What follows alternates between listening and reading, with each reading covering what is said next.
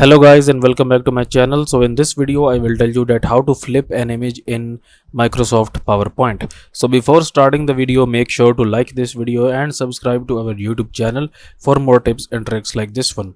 So here you can see that I have this slide here, and in this slide here I have this image here. Okay, so to basically flip the image here, first of all you need to select an image. Okay, so basically left click on your image and it will select the image here.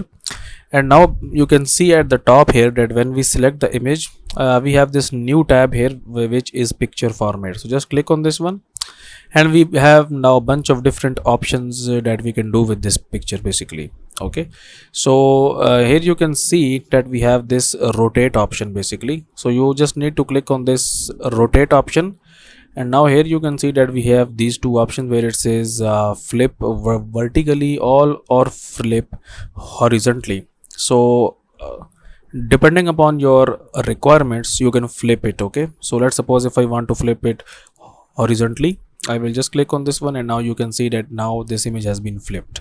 So that's it for this video guys. If you find it useful, kindly like this video and subscribe to my channel, and I will meet you in the next video.